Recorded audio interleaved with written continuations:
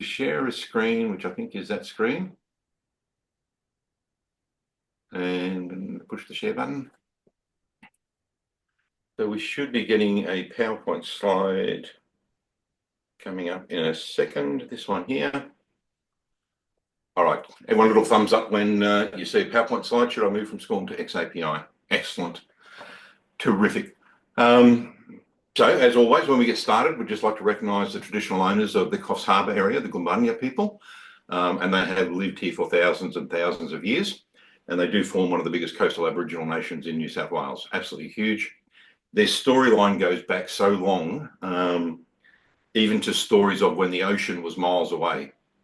So we're talking perhaps 20 to 25,000 years. They have stories of the ocean being hundreds and hundreds of kilometres walk from where we are today. And they even have stories of why the ocean come in, which is two fighting sisters had a battle over a man. So the reason why the ocean moved up to the land up here that's a story in the Gumbanya people. And they have a beautiful relationship with a very rich and nourishing landscape. So we thank them for sharing the land with us and telling and sharing their stories.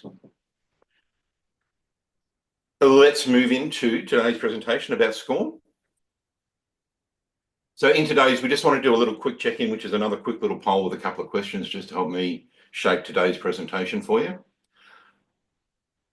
Then I click up here. We're going to do a bit of a quick history of SCORM, which is what you might be more familiar with, and we'll explain that. Then we'll talk about what is xAPI. We're going to connect it to learning and performance. So that's why I'm excited about this.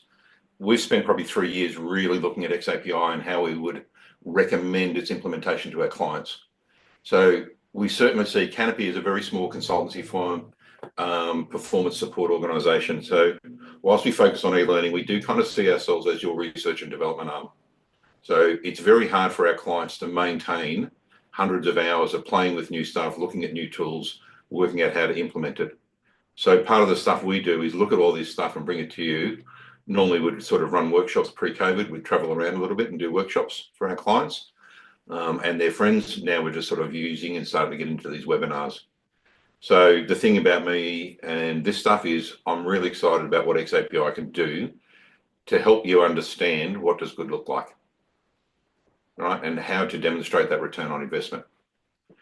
So we'll look at a couple of systems and some data insights you can get from that. We'll pin it inside a bigger architecture called the TLA. I'll show you a couple of real world applications where I think I see it working well and where we want to see it working a bit better. But we'll show you a bit of real life data that goes with that. How's that sound? A little thumbs up from people if they are happy with that. If you've got any questions, you can type them up and Ash should probably make a note and he'll get them to me. So let's do a little backburn, little thumbs up if you've heard of SCORM, SCORM. Yes, right, okay, Natasha, Larissa. Excellent. So, in the good old days, you used to actually build your content inside the learning management system, right? So a learning management system, and Moodle was the first big one. All your content was built inside it, and you had to stay with that platform. You could not even migrate from one install of the platform to the other. So you were fused to your learning management system. Around about 1988, the aviation industry, through the Aviation Industry Computer-Based Training Committee, AICC, thought that this was a silly idea and we need to separate our content from our platforms. So they wrote a specification. It didn't get widely adopted outside of the aviation sector, and it didn't really have any flaws, but a group called the ADL-net, right, and they called themselves ADL in those days. This is essentially the US Department of Defense. Said, we'll take this on and we'll come up with a version of this that anyone can use. So they wrote it for themselves, but they said the whole world can use it. It became big. It was called SCORM, Shareable Content Object Reference Model. So shareable content, I can share my content. I can give you my SCORM file and you can put it on your LMS and you can put it on your LMS. That's what SCORM was, a way to actually put the thing in an envelope and send it to your mates. So it took off, right? And for the first time ever, our content was liberated from our platform. If I really, was having a bad time with my LMS vendor and I wanted to move, right, SCORM allowed me just to take all my content and put it on another platform, right? And that was huge. Like there were some real disasters that we dealt with, early 2000s, where the content could not be taken off the platform, right? And it is painful. Like it really costs a fortune, and often your vendor has to do it for you. So the vendor that you don't like, you end up paying thousands and thousands of dollars for them to do it for you, which just makes it even more bitter. The ADL sort of did a bit of an update around about 2004. It was called, believe it or not, SCORM 2004, right? And lo and behold, it never really took off. So SCORM 1.2, which is a little enhancement they did to this one, is the one that's most commonly used today, SCORM 1.2. SCORM 2004 allowed you to do a few things like see how long someone had been in a course, and you could put more suspend data, which I'll explain in a second. It wasn't a big upgrade, but it never took off. So most LMSs don't support 2004. ADL had sort of run that for 10 years and then thought, hang on, there's got to be a better way. Right? We need more information and more insights about what's going on. So they came up in 2013 with a project called Tin Can. They paid a company called Rustiki gazillions of dollars to facilitate a whole new specification for launching content. Right? That came out around about 2013 and then was renamed as the xAPI specification. So this is the future of learning. As the biggest user of e-learning, the US Department of Defense put all the effort into writing.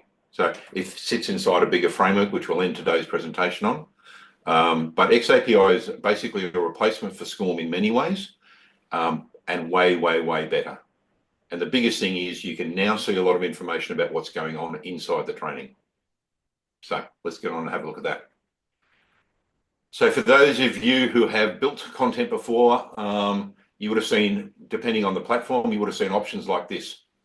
So I'm going to export it to SCORM 1.2 or 2004 or AICC, that other standard, xAPI or CMI5. So little thumbs up if you've seen a screen like this as you've been doing it. This is out of Articulate Rise. Yep, Pat's got the thumbs up there. This is out of Articulate Rise, but most platforms, Vicky has seen this as well, probably from Storyline, I believe Vicky is a user of. You see these sorts of things. Traditionally, we'd click the top one. Now I'm saying there's an option that we should look at going forward, which is xAPI. So just to go back to SCORM, what would SCORM do? Here's my LMS. Now I could have a zip file, which was my course. I put it on my LMS. I click a button to launch it, and some data goes from the LMS to the course to say, I've got Greg, and Greg started this course. And it would say, well, Greg's status then goes from not started to incomplete. So the course itself knows a bit about this sort of stuff. It knows that Greg has started the course, and Greg will do some activities inside the course, and then it will send back when Greg exits the course or as he's doing it, Greg is now complete.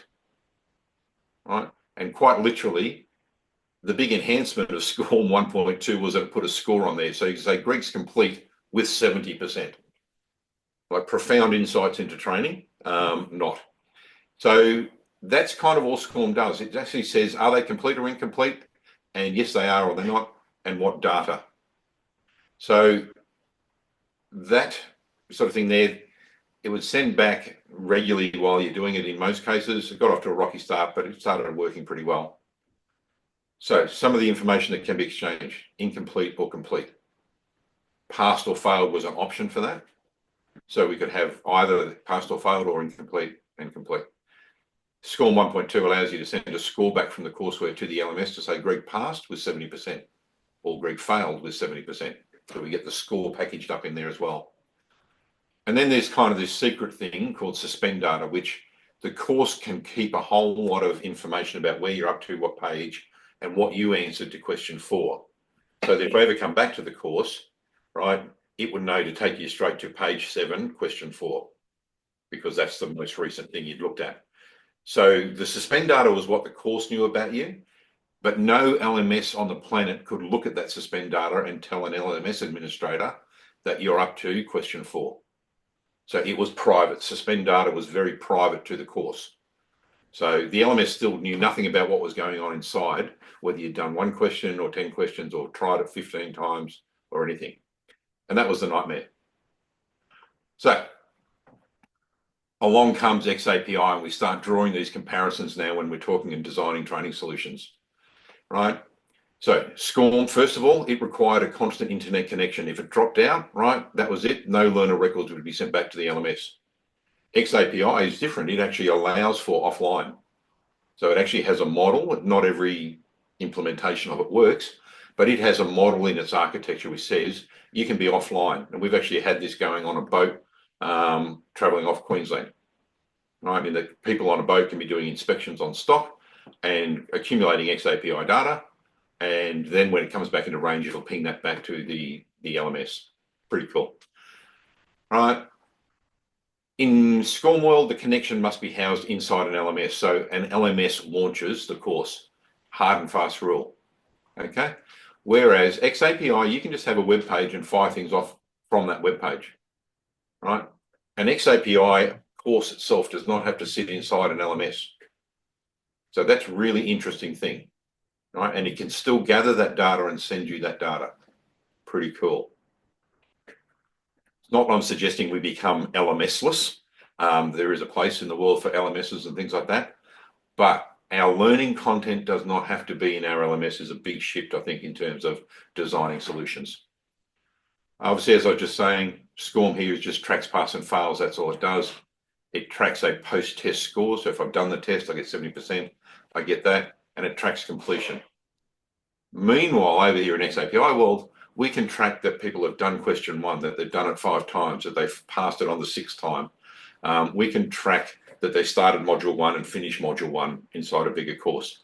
We get this really granular sort of information about the online course and what's happening inside it. And the LRS, which is kind of like the bucket that keeps all this information ready for you, it knows about all that sort of stuff. So for the first time as trainers, we can actually see, is question 4 a dud question? Does everyone get question 4 wrong? Right? You know, have I designed a good training? And we'll get to Kirkpatrick's model a bit later on, but is my course actually teaching stuff? If everybody fails the quiz the first time around, right, you're not teaching it, or they're not going to the learning, they're jumping straight to the quiz. So for the first time ever now, we start to get insights that help us design better training. And I get a bit excited about that. So I'll try and slow down as we go forward, but I kind of think that's a huge thing, right? And it's only the start of the cool stuff. This one here, the last thing is it really only tracks e-learning courses. So SCORM is just about an e-learning course, does this, and the person got 70% and were completed. xAPI can track everything, right? I'll show you a YouTube example where we've just added a YouTube clip and we're getting xAPI data about a person's habits watching a YouTube clip. It could be a PDF document. It can be anything. They went to a page on the intranet side of your organization, right? They opened a mobile app on their phone. All sorts of stuff can be tracked with xAPI. So pretty cool. What have we got here? What is xAPI? Let's have a look at this. So it's a specification which is basically a universally accepted way of doing something. So the IEEE, the International Engineering Association, it has specified and adopted this as a specification, which means it's a global thing that gets funding and maintenance to do it. So that's the first thing. And the big thing is it tracks experiences. So experiences are big. It's not just learning, right? Greg opened the door is a valid xAPI statement, right? Greg took a plant specimen, valid xAPI statement, right? Greg took a plant specimen at these geolocations, valid xAPI statement. So it can be done in a multitude of ways, right? And unlike SCORM, it goes everywhere. So it can be on a mobile device, it can be inside social learning, it can be inside YouTube, it can be a workplace activity. So you can have a workplace observation where a supervisor is watching somebody do the job and literally issue an xAPI statement saying, I just watched Greg start a chainsaw and service a chainsaw. I rate him as competent, I rate him as not competent. I looked at these things and their performance indicator was 7. And it can be firing off these xAPI statements about workplace performance. So to me, this is where xAPI gets really interesting. The same stuff we measure in training, we can use the same statement trust structure over and on the job activities. So as we're onboarding a staff member or inducting somebody into a new workflow, we can be building competency and measuring that competency as we go through the life of that person. So that's huge. xAPI doesn't just stop inside the training material. So keep that one, make a big note. If you write anything down in this webinar, right, xAPI doesn't stop with training. Big one. So that workplace activity is huge. You can do all sorts of tricky things with simulators and VR and AR and a million sort of high value things. Against most of my client base, nobody has the budget for VR and AR and all that sort of wahoo, right? Really nice, really, looks great at the show stand. But those sort of things are really beyond most of my clients' ability to sort of fund and do and get value out of. So we've had clients spend $500,000-$600,000 on VR and AR and never got any value out of it. So I always add that qualifier. So to me, it's like the big question that I hope you're all asking, like, why does this matter, Greg? Right? It's very technical and it's geeky. What does it matter? And I think for the first time, we've now got some tools that provide deeper insights into how people learn and how they perform, right, in the workplace. And I think, L&D has struggled for years and years and years. In fact, my entire career, L&D has struggled to demonstrate its value to the organisation. Right? How do we know that training people on how to respond to a disease outbreak actually affected, right, the containment of that disease, the less social impact of that disease or financial impact of that disease to our farmers? We've lacked the tools and I think also the approaches to start to measure this stuff and demonstrate to our stakeholders that we just saved you $32 million in that disease response, right? Because the training made a difference, right? And xAPI, not so much the tool itself, but the tool combined with strategic thinking, I think gives you the ability to start to answer these questions for your organizations. It gives you the sort of power to sort of say, this is what we did this year, right? This is the impact that L&D had on our customer base or our organization. And the thinking around that, xAPI is a tool and it needs a strategic framework, but you can answer these questions now with these sorts of tools. So let's get a little bit excited, a little bit geeky. Sorry, I've been excited the whole time, I know. An xAPI statement this is an xAPI statement on your screen. So you're seeing it there. It's actually just text that gets sent from the courseware, right, to a learning repository system, or a learning record store is another name that people use for it. It's a database. So this just goes to the database, and you might get 50, 60,000 of these a day, a week, a month, depending on the scale of your operation. But those databases are designed for squillions of these statements. And the unique part of this, we'll zoom in on one soon, but we've got actor, a verb, right, and an object. They're the three core compulsory things. So every statement must say who did it, right? Then it must say what they did, and then they must say what object they did it with. So Greg opened course 1, valid xAPI statement, right? And the LRS will reject it if it's not valid. So it's got to have those things. So an actor, a verb, and an object, right? Or a noun is the other way we sort of think about that one, a verb-noun combination. And then you can have all sorts of other things like metadata that went with the statement. Was it an authorized statement? What was the result of it, right? So this one here is a time statement saying Greg spent 9 something seconds inside that particular object. So really structured. You don't have to worry too much about this other than it's universal and you can move it from one LRS to the other one. And part of the specification is my data doesn't have to stay in my LRS. I can send all my statements to the next LRS I'm using and they will all hold true. So going through that, Ash has done this lovely little slide. We have an actor. Who is this statement about? We have a verb, right? The action that was taken by that actor. And then we have an object. Greg opened door 1, Greg opened door 2, Greg closed door 2, Greg opened course 1, Greg opened module 2. Actor, verb, object, over and over and over again a squillion times. Greg answered question 1, started quiz 4, passed quiz 4, failed quiz 4.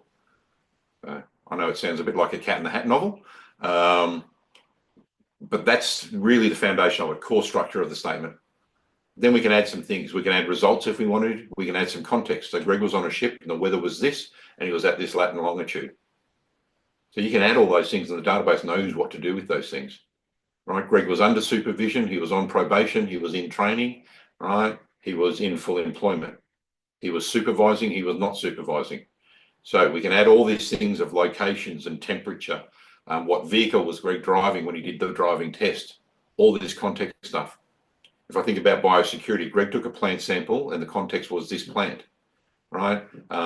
Use this sort of packaging equipment, this cutting equipment, then this diagnostic equipment, right? So you can have all that context around it. And obviously the timestamp, when did Greg do that? Pretty important. How powerful is this? I'm a geek, so I had to put a geeky thing. This whole model of verb, nouns, and objects, right? We went to the moon on it, right? So this is the actual language structure that drove the Apollo spacecraft. There is the actual only computer in this is the lunar module. This is the only computer. Not sure if you can see it on the bottom left-hand side of the keypad. What verb do you want? What noun? Right? There is something about verb, noun, and proper nouns, i.e. the object, that allows us to describe the entirety of human existence. So that combination is there. So in the experience API, we use that same structure to define and describe and store people's experiences. So there's a lot of thought. They reckon about $30 million of thought went into what vocabulary structure will we use for xAPI. Like, that's a huge amount of work that somebody's done for you that sort of says, this is how we think you might want to look at training. So the hard work's been done. You don't have to design a computer like that or a language structure.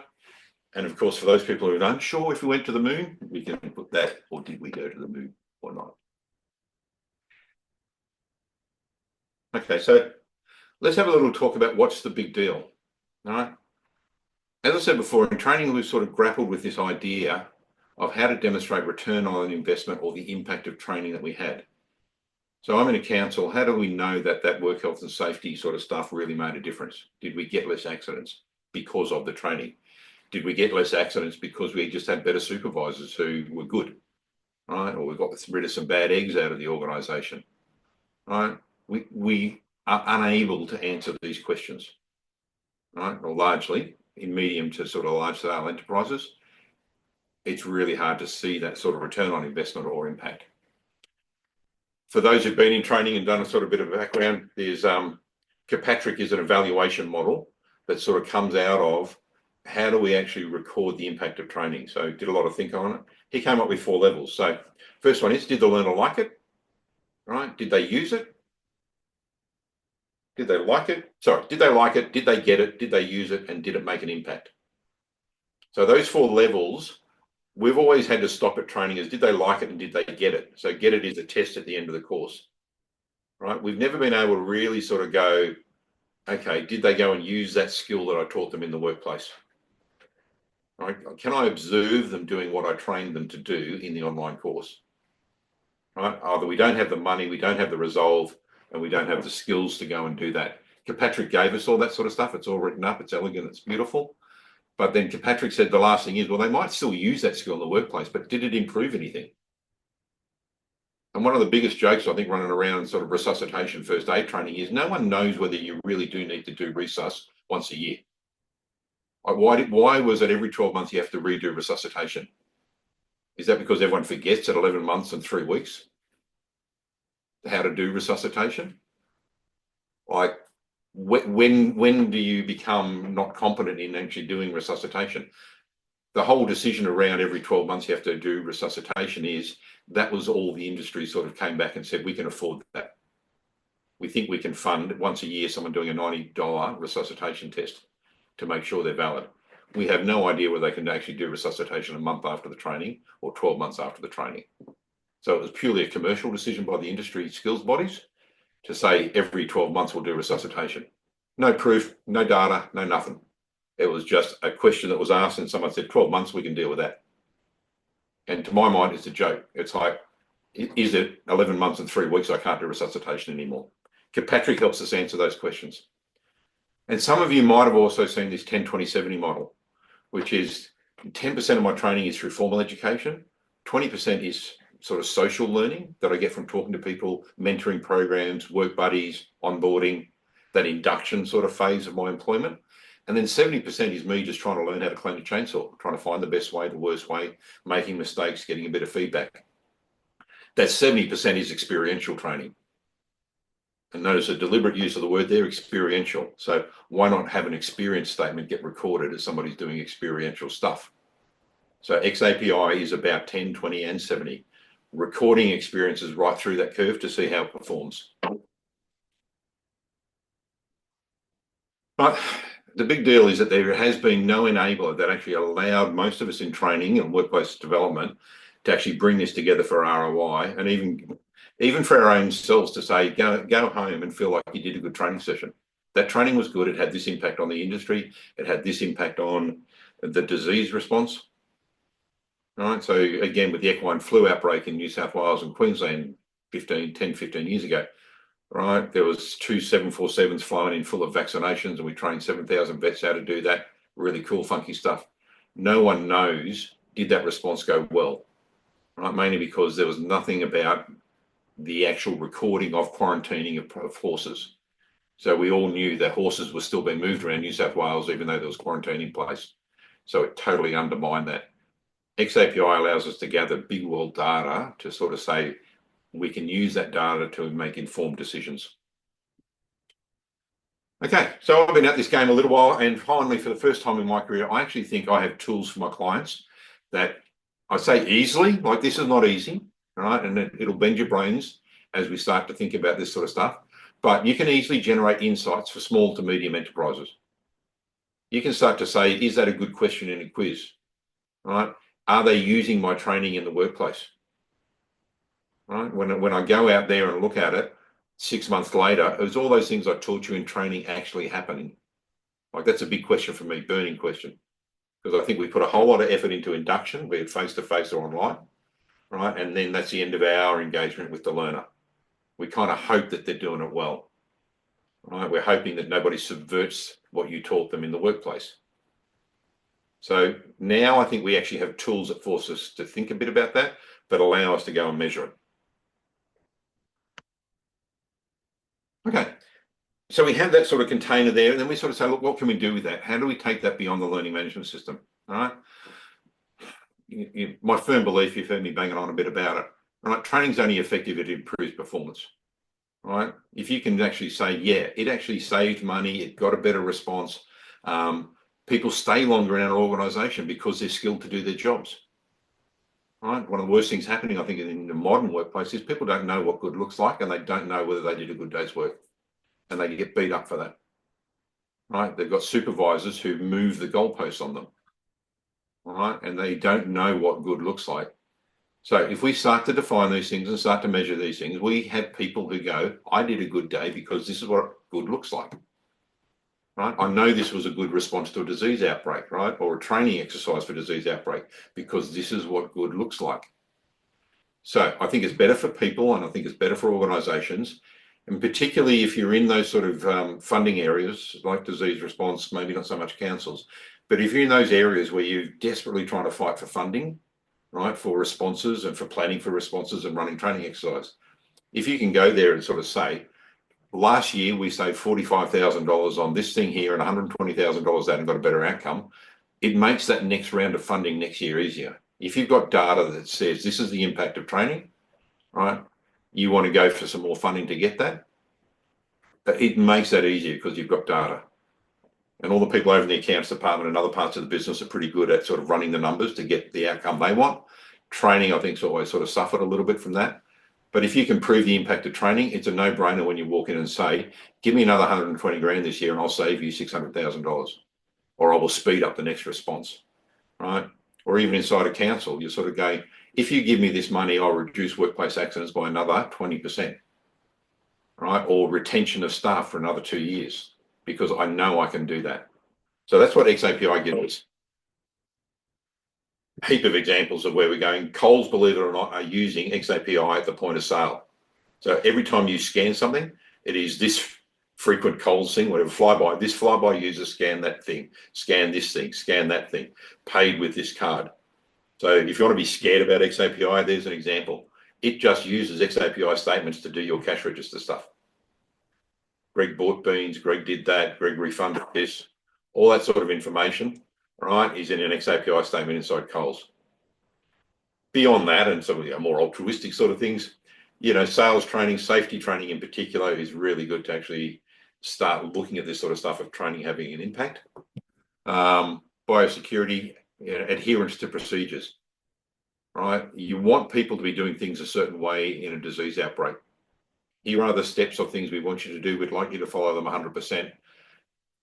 Using the concept of xAPI and actually defining this is what I want you to do, I'm going to measure that. That adherence can be measured. You can store it. You can look at whether weather makes a difference, whether distance from their home base makes a difference. You can measure the speed that it takes them to respond to things. So xAPI can say it took a long time to actually leave for that job. Right? So if you allocate them a task to do, you can measure the time from allocation to the time of response. So they're insights that help us run businesses better. Sport, we've got some sports people in here as well. Sport is just huge. Like, it'll probably never do it because it never has the money. But the idea that this activity got 10 people's skills better than over in this side here or this team here, that ability to do beep tests as xAPI statements, I've always looked at that one with our sports clients as sort of saying, if I invest in my coaches and teach them foundation skills about how to run a good session, does my club run smoother? Do my parents complain less about the coach? Right, which is a devastating thing that goes on inside sports clubs, is that mum and dad put up their hand to be the coach of the team, and the first thing that happens is a know-it-all parent rips their lungs out, right, because they know better. So if we invest in coaching or training for our coaches, does that improve their longevity? Will they do it for 2, 3, 4 seasons rather than the average in football at the moment? We've got to think about 1.8 seasons before they throw up their hands and say, I'm out of here. Okay. Let's have a look at some systems. How do we collect this stuff? Let's go look at some real examples. A learning record store.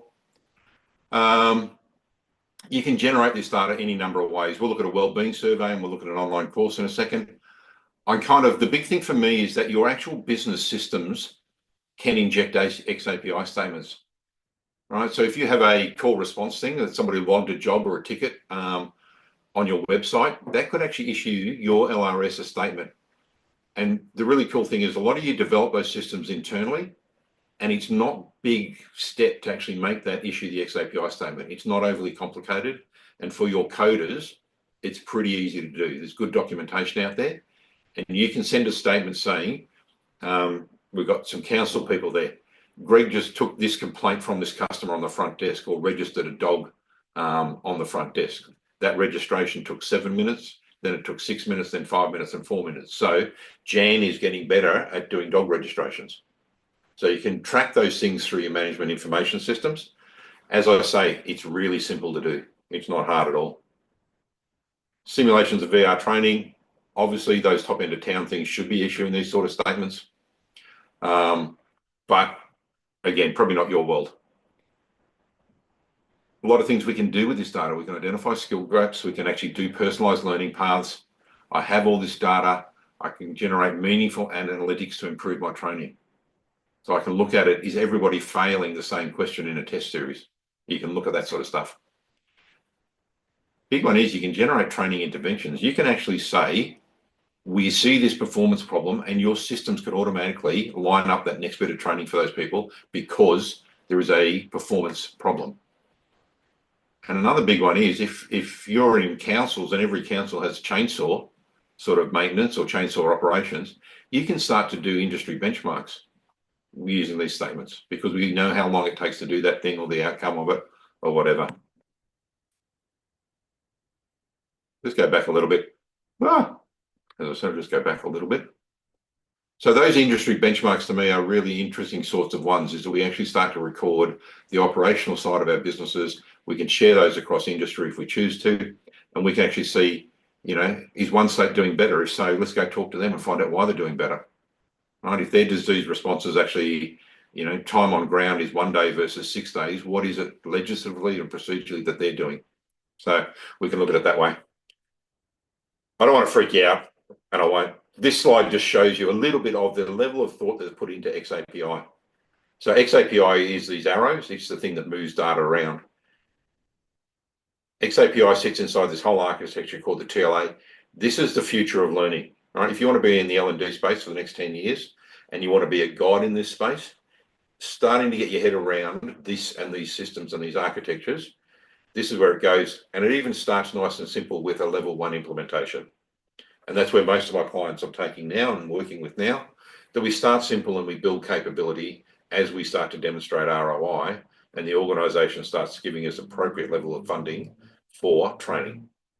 So you get up more and more mature. Obviously, these higher levels are really just big enterprises, but the principles are all the same. Don't worry too much about that. It really is, the point to me is, there is a lot of thought that's gone into this system, a ton of it. Might slip this slide for now and actually just start to show you a bit of xAPI in action. Okay, so the thing we mentioned is that xAPI things generate statements.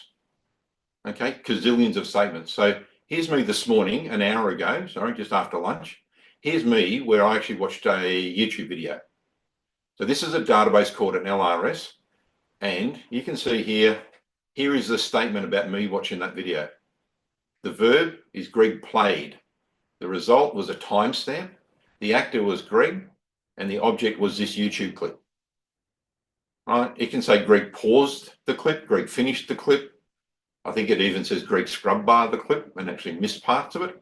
So you can do that. So there's a squillion statements about me watching a YouTube clip. Right? And there's Chris testing it again. Here is Chris attempted a course called Change Fundamentals. So this is Chris attempted an activity called that. So you can see there's just squillions of these sort of statements everywhere. If we scroll down, we should here. So I thought I'd bring some of my children into this and my wife, a wellbeing survey. So here's the family wellbeing survey this morning. So it is just a survey, and if I went over here, I could actually Canopi LRS. So this is operating outside of a learning management system. Masterclass, a wellbeing survey. So you could have a survey or a questionnaire of people doing things. You could have a test or something like that written like this. This is for a job in United Arab Emirates for teacher wellbeing. So we just wrote a wellbeing survey for teacher wellbeing in the UAE. So Greg has just done that survey, and there should be a whole lot of new statements now for Greg doing the wellbeing survey. Just let that refresh.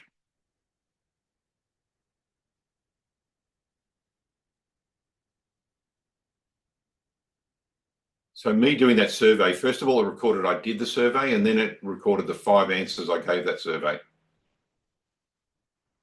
So that's kind of pretty cool. But the really cool thing is, and again, they're all just made up of those xAPI statements.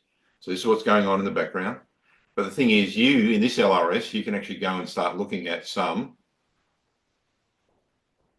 insights into that sort of data. All right, so automatically off the bat, it knows. I'm just going to move that off this screen and put it down here. So activity over time, how many people sort of did that survey? What were the actors and how many interactions? So you can see I've had 8 interactions with this particular survey and this wellbeing survey.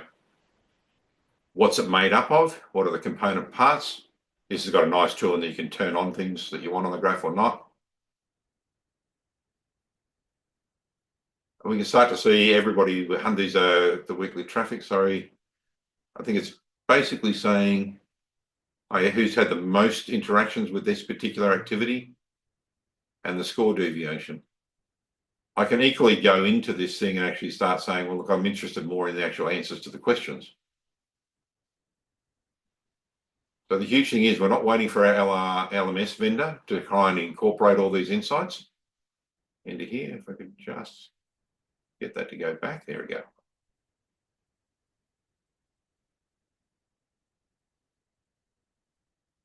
So that was the overall insights into the actual survey. This is the actual insights into the responses to that question. I can sort of see who's done the most responses. Okay, Kelly, I asked her about her wellbeing this morning. She said she was doing fine. That is very good. Everybody answered there.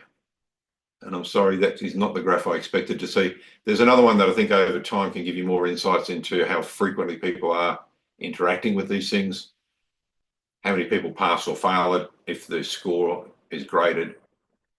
There we go, we're starting to see a bit more data now. So when are people interacting with it? That sort of stuff. So this is just out of the box sort of functionality we get from an LRS, but it gives you really good insights. This is a custom script thing, which wasn't hard to write, that allowed us to do that. And again, equally, if I actually launched a course, so here's a whole lot of courses about how to build online courses. Some of you would have seen this. If I wanted to launch this particular Articulate Rise course, the LRS will have recorded here that Greg launched that course, I hope. Analytics, xAPI statement. Back to the LRS.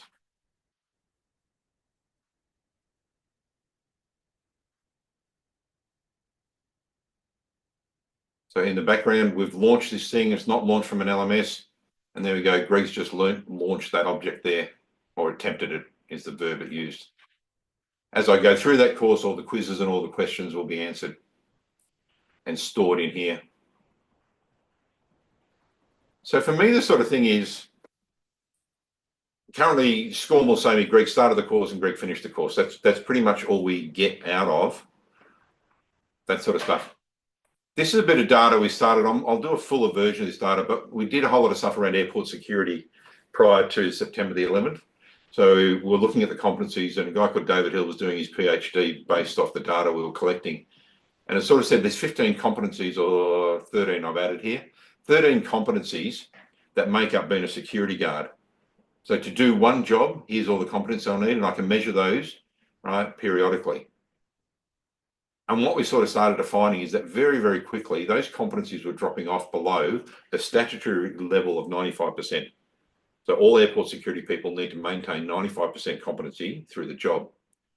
So I took some of that old data that we sort of had lying around from that, and I've started bringing it into a visualization tool like this that allows us to look at that, and we can turn off some of these sort of competencies that are doing. But a lot of that early data sort of insinuated or implied that really these competencies weren't being maintained. It was largely a leadership issue with workplace supervisors. They had their standard ways of doing it. That was how they taught the new guy to do it after the training, and it was undermining it. We got to this point where we could say most of those skills we could keep current. They'd sawtooth up high here, above the 95%, and only 2 of them, and I think one of them, the legal and statutory compliance, like security guards don't remember that stuff for very long, so they would drop below that within a month, right? And communication and conflict management. So that one stayed pretty well.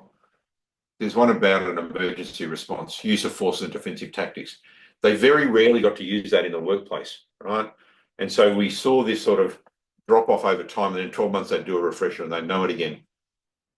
What all the research, and I think what xAPI would give us this insight to, if I can get it to visualize it for you, is it would show you that most of those competencies we don't need to retrain, right? We only need to do these 2, and we could do those every 3 months in a toolbox stand-up. So, and that would keep the whole workforce compliant, right? And inside that 95% band. That was nearly impossible to sort of gather those insights across multiple airports in Australia, as we sort of work through with David, gathering that sort of information and trying to interpret it. So there was no standard way to record that data. There was no standard way to sort of assimilate it and analyze it. xAPI would have given us that in our sleep. Like we could have just done it live, and by the end of Fridays, known where the workforce stood at. So I'm going to try and reconstruct that more as we go forward. But to me, that is the power of these things and of xAPI. So as we sort of wrap up, I just sort of want to make a couple of key points, right? So the total learning architecture is, again, by the ADL network. It's probably about an $80 to $90 million project to define the future of learning. Okay, it is a beautiful framework. I've waited for this for a very long time in my career. The fact that it talks about what metadata we should use in our content, how content should interact with our systems. It's even got a thing called the enterprise learning record. how should that record move around the organization once it's complete. So it's a stunning thing. xAPI is one of the 4 initial sort of specifications that come out of it. As you develop in this thing, I think this is something you want to attach yourself to, either as a career move or as a sort of a capability and strategic thing. It's a very technical one, but you don't need to be engaged technically with it. You just need to know what the TLA can do for you and your organization. How does xAPI fit in it? It is one part of the learning data or the experience data that goes into training systems. So it goes across learning management systems, mobiles, social learning. So that wellbeing survey that I showed you before, that could just be run on a mobile phone. The person enters their name, bang, you've got their wellbeing for the day. And the situation we're trying to create, therefore, in the United Arab Emirates was they have 60,000 expat teachers working in the country. Most of them aren't used to the Middle East. They don't do well at about the 3-month mark, right? So if we could do sort of ongoing wellbeing assessments with them and just check in on them, how their finances are going, how their relationships are going, how their work at the school is going, we could actually say, look, we know this person's struggling. The curve is looking very similar to something we see about a month before they hit their resignation button and drop the ladder. So could we do an intervention then and actually help that person, support them with some social support, some network support? Absolutely. So xAPI would give us all that data in a sleep, and big world data is not something that has sit comfortably with the training department for all of my career. So I think there is this attachment that we as training professionals need to get excited about data or attach ourselves to a business unit that loves data. And I know we've got the Council from Western Australia here. There's 2 people I met there. They've got 2 data analyst experts inside their organisation. And I think they would get excited about this ability and this stuff. So that's what I think you've got to do. You've got to attach yourself to those sort of people. Oh, Vicky's turned the camera on. Is that so you're going to nod and say these people would love it? Cool. Thank you. And what it does is really, it unifies this training into single actionable system. So this one system can give you all your training and all your workplace performance data, right? Your LRS doesn't have to be your training system, right? It can be your workplace repository for workplace performance. So if your organization is doing things, if you did 20,000 plant specimen tests last year, they could sit in whatever system it needed to, but equally, that system could just spit those statements into the LRS. So that sort of thing about, where do I store this data? I'd say looking to an LRS in the future is a big thing. The benefits of this sort of stuff, it's a holistic view of learning and performance. So if you took the view that the training department is a performance support department, we are here to help the performance of the individuals and the organisation, right? I don't know if you agree with that supposition. It's probably something I should actually just shut up for a second and allow you, but do you see yourselves as a performance support arm of the business? Or would you like to?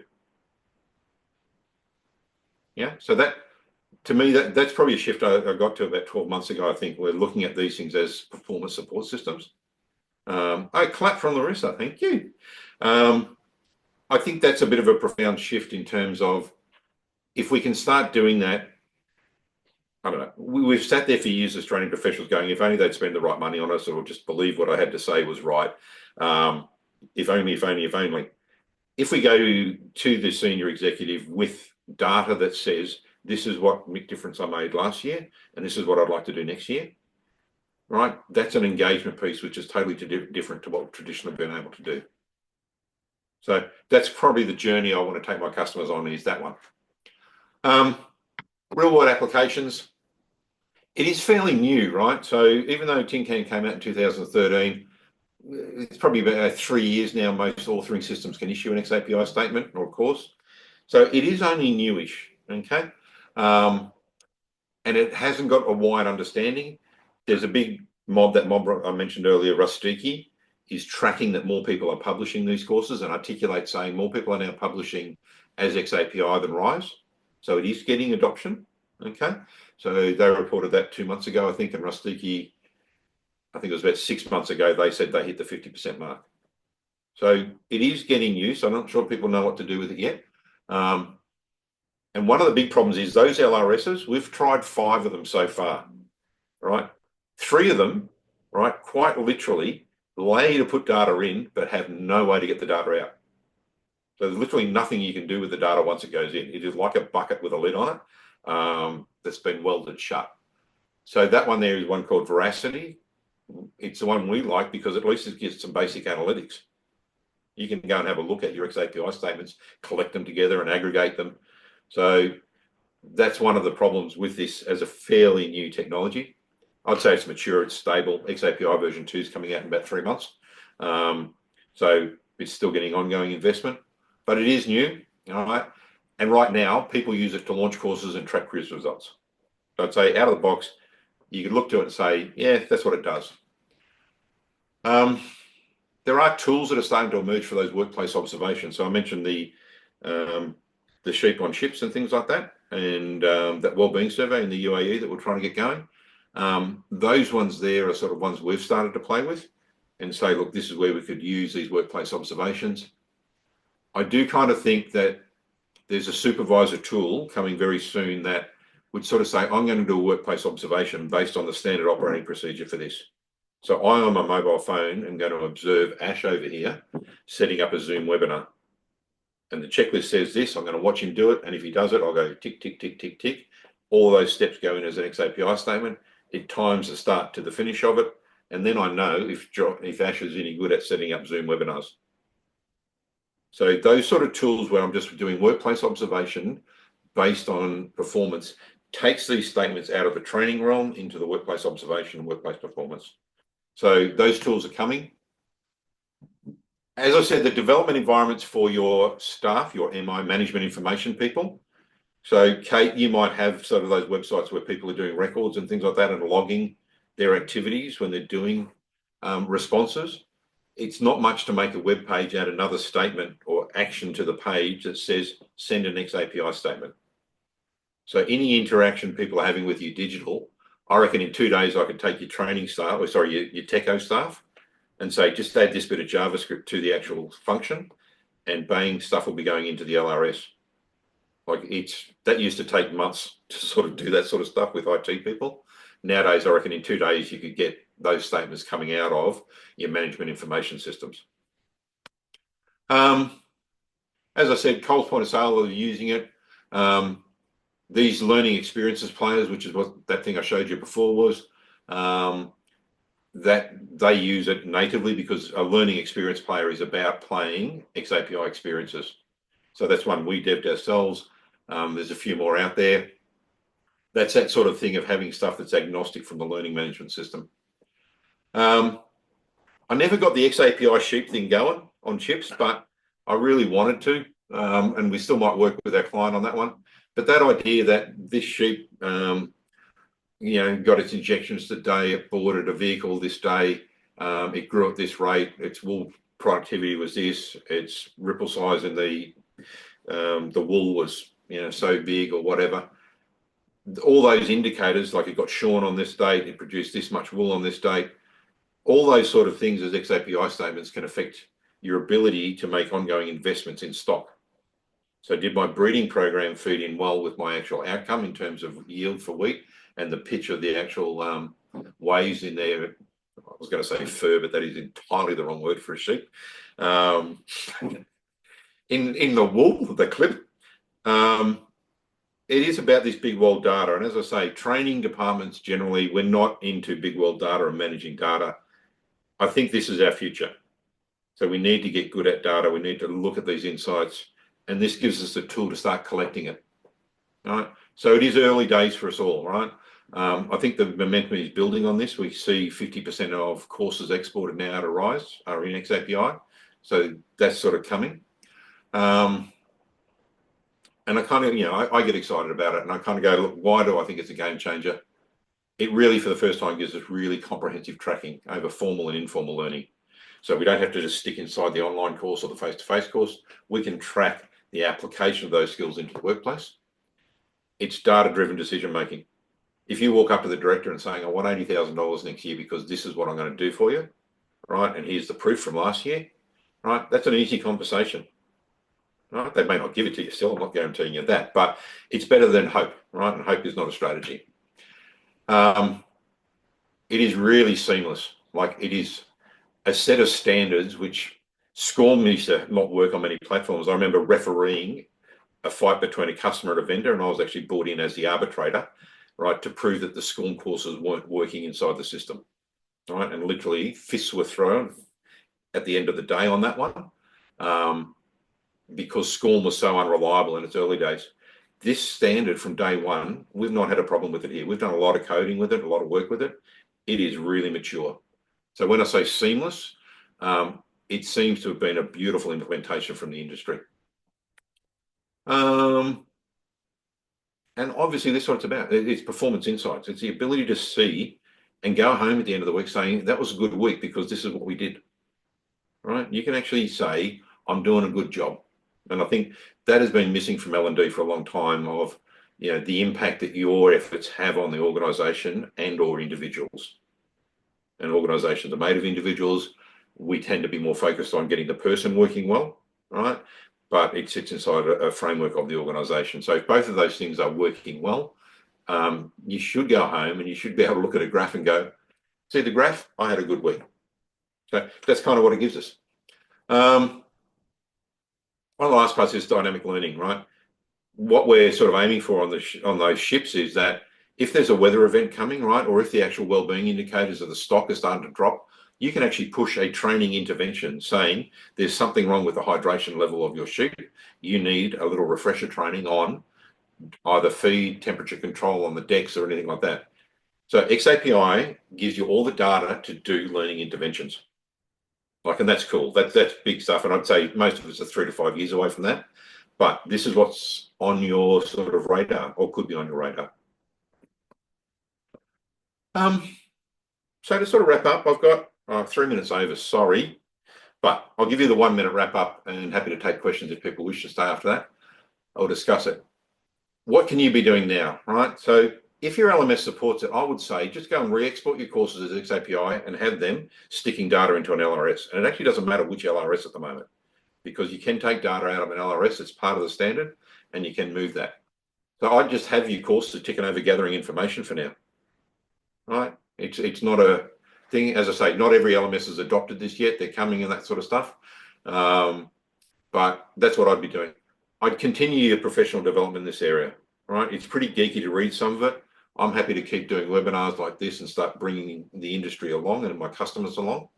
But as a PD task for yourselves, I would say, if you want to be in L&D in 5 years' time, top of your game, keeping up with this stuff would be certainly a thing I'd be looking at.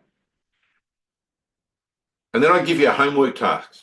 I would say, actually just go and over the next week, pick one aspect, right, of your activities in the thing that you could say, I could graph what good looks like. Right, so look at your organisations, and it might be record accuracy or the accuracy of record keeping.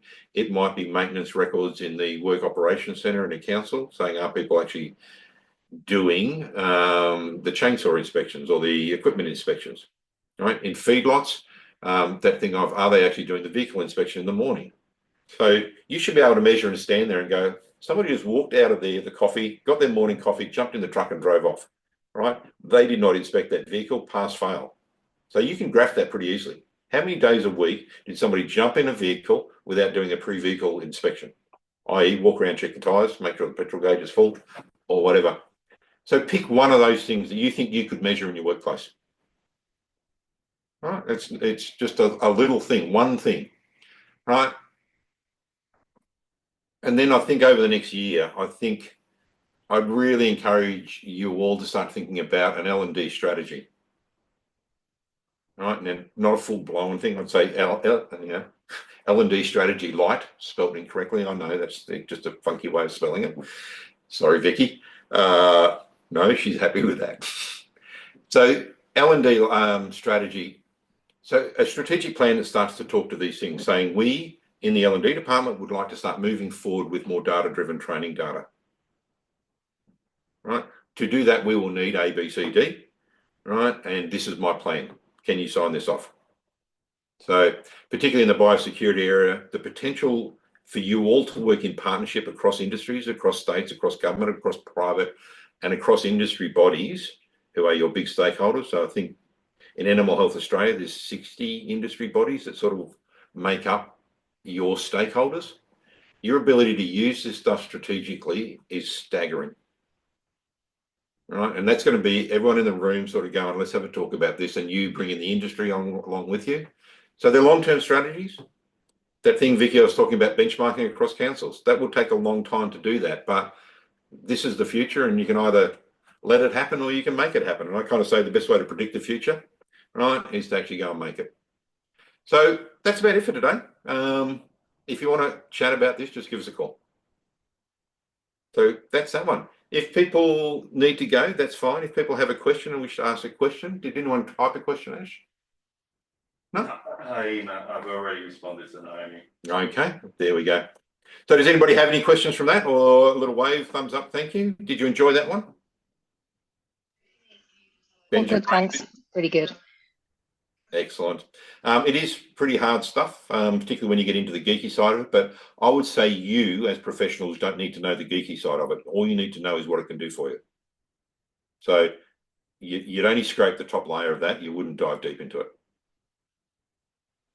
Naomi, thank you very much for joining us. There we go. All right, everybody, thank you very much. Talk to you soon and have a good day. Have a lovely Easter, actually. 4 days off.